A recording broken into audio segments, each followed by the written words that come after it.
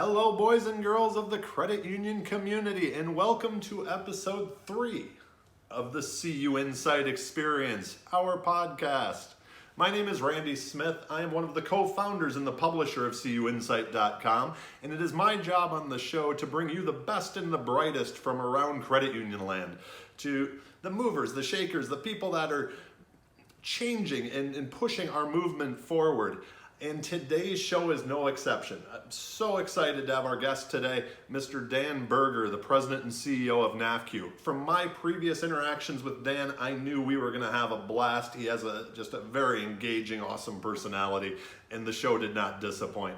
We talked about everything from NAFCU's priorities for 2019 and priorities for credit union growth in 2019 specifically. We talked about advocacy, how Washington's changed since Dan's time there.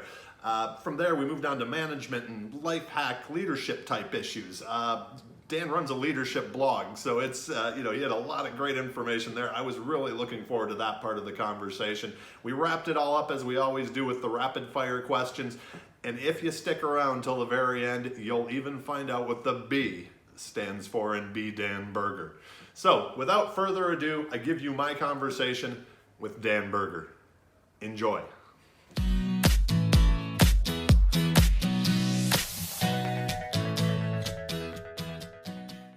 It has made things a little bit tougher from the standpoint of getting some real things moving and moving forward on behalf of the credit union industry. But probably the silver lining in all this from an advocacy standpoint is the fact if nothing happens negative to the industry, that's a win too. So if you're looking for that silver lining, that's it. You don't have to worry about the bankers going after a tax exemption or some of the other bad actors out there, predatory lenders trying to do some things. It's a pretty good balanced approach, but from a proactive standpoint, it does make things a little bit more difficult.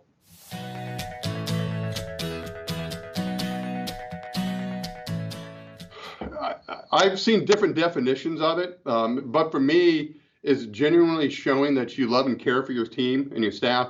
I have the best colleagues in the world. They are truly NAFCU's best asset. And so when you take care of your colleagues and you take care of your team, they in turn take incredible care of NAFCU's members. And so we take a real focus on providing training opportunities, executive coaching opportunities, things that really help them in their careers, in their personal life, in their professional life.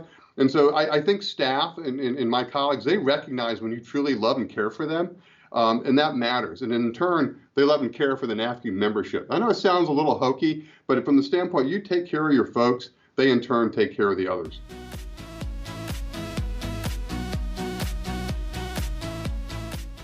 The advice that I go back to is something that I learned very young from my grandfather.